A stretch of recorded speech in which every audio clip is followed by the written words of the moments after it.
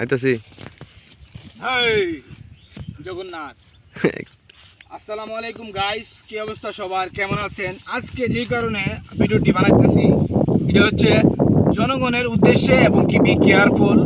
কারণ আমি এখন বর্তমানে 0 পয়েন্টে আছি, ইন্ডিয়া এবং বাংলাদেশের মাঝামাঝি। বর্তমানে যে জায়গাটা আছি জায়গাটা হচ্ছে ইন্ডিয়া, হ্যাঁ, আর বাংলাদেশ হচ্ছে পিছনে, আর এদিকে হচ্ছে ইন্ডিয়া তারকাটার বেড়া 150 গজ ভিতরে, হ্যাঁ, আর 150 গজ ভিতরে হচ্ছে এদিক থেকে বাংলাদেশের পিলার, বাংলাদেশ টু ইন্ডিয়ার পিলার। আমরা 150 গজ ভিতরে আছি বর্তমানে খালি ময়দানে, এটা হচ্ছে ইন্ডিয়া। তো এই যে দেখুন জঙ্গল, আর এই যে দেখেন হলুদ গাছ, হলদি যেটাকে বলে হলদি গাছ, ঠিক আছে, এই হচ্ছে হলদি গাছ। এই যে দেখেন এইগুলা, এই হলদিগুলা, এই যে হলদিগুলা এগুলো আমি চাষ করি। এখানে মনে করেন 50 কানির মতো হলদি হেত আছে, এগুলো সব আমি চাষ করি। কিন্তু এটা ভুল কথা ভাই।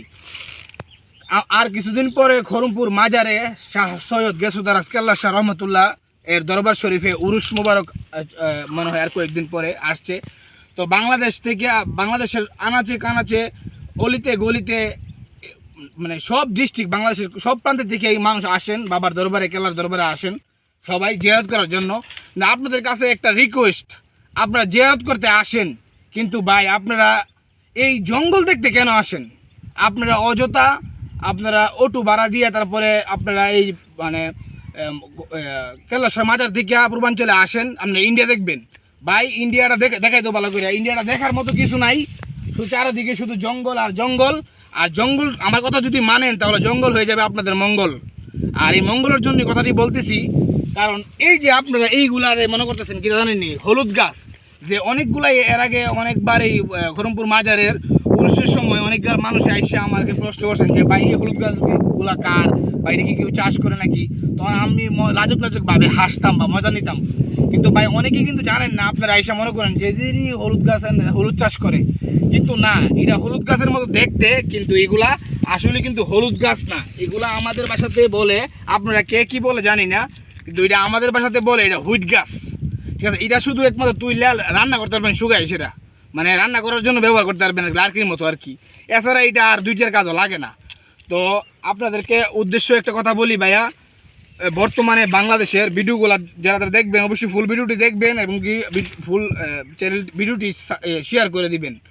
কারণ একটা কথা বলতে গেলে কি, আপনারা, আমরা চাই না যে বাবার দরবারে এসে, ঠিক আছে, আপনারা অযথা ইন্ডিয়া দেখতে আসেন আর আইসে আপনারা হয়রানি হন। বর্তমানে বাংলাদেশ আর ইন্ডিয়ার যে একটা পরিস্থিতি, ঠিক আছে, কারণ পরিস্থিতিটা বেশি ভালো না, ঠিক আছে, হুমকির মধ্যে দিয়ে আপনারা পড়তে পারেন। তার জন্য বলি আপনারা কেল্লার দরবারে আসেন, আইসিয়া যতদিন ঘোরার দরকার অবশ্যই ঘুরে চলে যাবেন, কিন্তু প্লিজ পূর্বাঞ্চলে এদিকে আসবেন না ইন্ডিয়া দেখার জন্য। বা এদিকে দেখার কিছু নাই, এই যে হুইট গাছ লার্কি লুরকি আছে, আর এইগুলা এই হুইট গাছ, এগুলো আপনারা মনে করেন হলদি গাছ, কিন্তু এগুলি হলদি গাছ না, এগুলি কিছু না, এগুলি হুইট গাছ। এগুলি দেখার মতো কিছু নাই ভাই, এই জঙ্গল তার কাটার বেড়া কিছু দেখতে পারতেন না। অথচ আপনারা আইবেন অযথা, আবার পরে দেখে গেছে এরকম ভালো মানুষের হাতে পড়লে, ভালো খারাপ মানুষের পড়লে দেখেছে বাংলাদেশ তুই আমরা চুলাই মরে মোবাইল টোবাইল রেখে দিব। তো তার কারণেই বলি, তো মোবাইল টোবাইলেও দিয়েন না, নিজে হয়রানিতে শিকার হবেন না। আর এদিক দিয়ে ভাই কুয়া জানা, কারণ বিএস অনেক মানুষ কি মনে করে এদিক দিয়ে আইসা যে বাংলাদেশ সীমানার থেকে মনে হয় ইন্ডিয়া তার কাটার সীমানা পর্যন্ত মনে হয় পুরাটাই বাংলাদেশ। তো অনেকে দেখে গেছে কি আটতে আটতে কী করে একবারে আপনার বেড়ার ঘুরে চলে যা, কিন্তু ভাই বেড়ার ঘুরে যখন চলে যাবেন, কারণ বর্তমানে কিন্তু ইন্ডিয়ার পরিস্থিতি ভালো না। কারণ একটা খারাপ বিএসএফের সাথে পড়লে, বা আল্লাহ না করুক, বা একটা কোনো দুর্ঘটনা হয়ে গেলে গুলি করে দিলে একটা মানুষ যদি একটা অ্যাক্সিডেন্ট হয়ে থাকা বা কোনো কিছু হয়ে থাকা, তো এটার জন্য আমাদের বাংলাদেশ সরকারও না, এটার জন্য বিজিবিও দায়ী না, এটার জন্য আমরা গ্রামবাসীও দায়ী না।